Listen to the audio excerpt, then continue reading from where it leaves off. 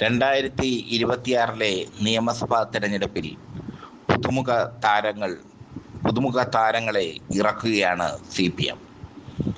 എല്ലാവർക്കും കൗതുകം ജനിപ്പിക്കുന്ന എന്നാൽ അടിയുറച്ച സംഘടനാ പ്രവർത്തനം കൊണ്ട് ശ്രദ്ധേയമായ പുതുമുഖ താരങ്ങളെയാണ് CPM ഇറക്കുന്നത്. 10 പുതുമുഖ താരങ്ങളെ CPM ഇറക്കുമെന്നുള്ളത് ഉറപ്പായി. അവരെക്കുറിച്ചാണ് ഈ വീഡിയോയിൽ പറയുന്നത്.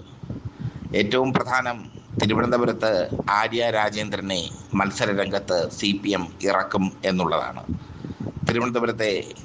തിരുവനന്തപുരത്തെ നേമം നിയോജക മണ്ഡലമാണ് ആര്യ രാജേന്ദ്രന് വേണ്ടി CPM കരുതി വച്ചിരിക്കുന്നത്. നേമത്ത് മന്ത്രി B. ശിവൻകുട്ടി ഒരിക്കൽ കൂടി മത്സരിച്ചില്ലെങ്കിൽ ആര്യ രാജേന്ദ്രൻ ഉറപ്പായും മത്സരിക്കും.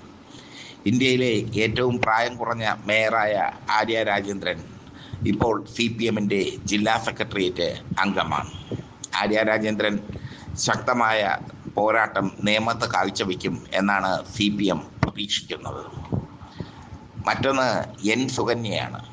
സുകന്യ ടീച്ചർ ഒരു കാലത്ത് SFIയുടെ തീപ്പൊരി നേതാവ്, ഇപ്പോൾ കണ്ണൂർ ജില്ലാ കമ്മിറ്റി അംഗം.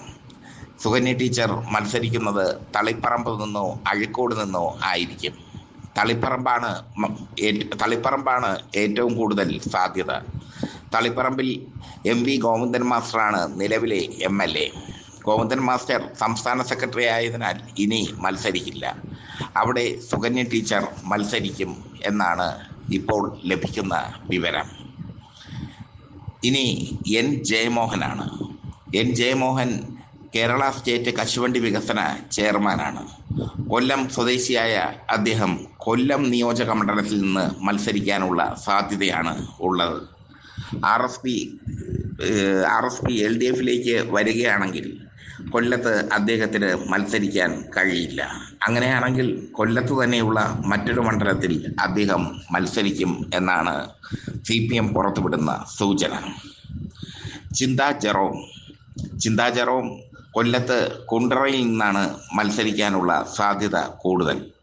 കേരള സംസ്ഥാന യുവജന കമ്മീഷൻ ചെയർപേഴ്സൺ ആയിരുന്ന ചിന്താ ജെറോം ഡോക്ടറേറ്റ് നേടിയ വ്യക്തിയാണ്.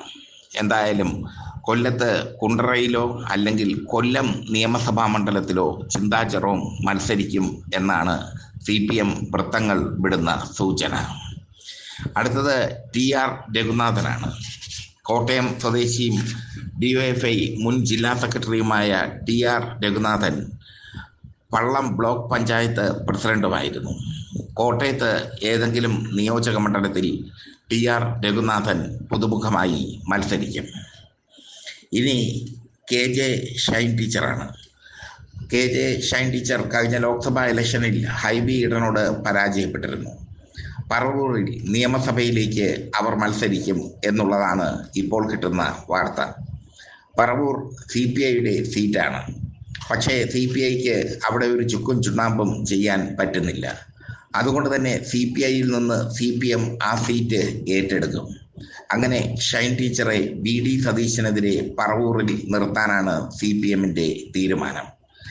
KJ ഷൈൻ ടീച്ചർ BD സതീശനെതിരെ മത്സരിച്ചാൽ ശക്തമായ മത്സരം കാഴ്ചവെക്കാൻ കഴിയുമെന്ന് CPM കരുതുന്നു. CPIക്ക് പറവൂറിന് പകരം വടക്കൻ കേരളത്തിലുള്ള മറ്റൊരു മണ്ഡലം നൽകാനാണ് CPM തീരുമാനം എടുത്തിരിക്കുന്നത്. ഇനി VK സനോജാണ്. SFIയിലൂടെ രാഷ്ട്രീയത്തിലേക്ക് കടന്നു വന്ന VK സനോജ് 2021 DYFI സംസ്ഥാന സെക്രട്ടറിയായി തെരഞ്ഞെടുക്കപ്പെട്ടു. കണ്ണൂരിൽ ഏതെങ്കിലും നിയോജക മണ്ഡലത്തിൽ VK സനോജിന് സീറ്റ് ഉറപ്പാണ്. ഇനി ആദർശ് N സജിയാണ്. SFI സംസ്ഥാന വൈസ് പ്രസിഡന്റ്. കൊല്ലം സ്വദേശിയാണ് അദ്ദേഹം. കൊല്ലത്ത് നിന്നുള്ള ഏതെങ്കിലും നിയോജക മണ്ഡലത്തിൽ ആദർശ് N സജിക്ക് നറുക്ക് വീഴാം.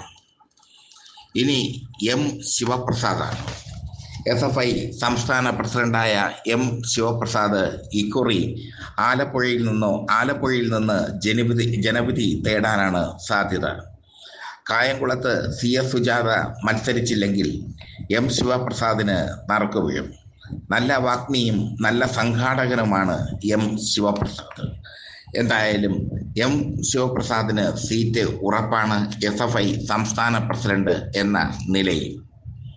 ഇനി ഉള്ളതാണ് ഏറ്റവും കൗതുകകരവും ഏറ്റവും ഉദ്വേഗജനകവുമായ പേര്, ജോൺ ബ്രിട്ടാസ്. ജോൺ ബ്രിട്ടാസ് രാജ്യസഭ MP ആണ്. പക്ഷേ ജോൺ ബ്രിട്ടാസിനെ സംസ്ഥാന രാഷ്ട്രീയത്തിലേക്ക് കൊണ്ടുവരാൻ പിണറായി വിജയൻ ആഗ്രഹിക്കുന്നു. പിണറായി വിജയന്റെ PR ടീമിനെ നിയന്ത്രിക്കുന്നത് ജോൺ ബ്രിട്ടാസ് ആണ്. മുമ്പ് കൈരളി ചാനലിന്റെ മാനേജിംഗ് ഡയറക്ടറായിരുന്നു ജോൺ ബ്രിട്ടാസ്. കൈരളി ചാനലിനെ നഷ്ടത്തിൽ നിന്ന് ലാഭത്തിലേക്ക് ഉയർത്തിയത് ജോൺ ബ്രിട്ടാസിന്റെ കഴിവാണ്.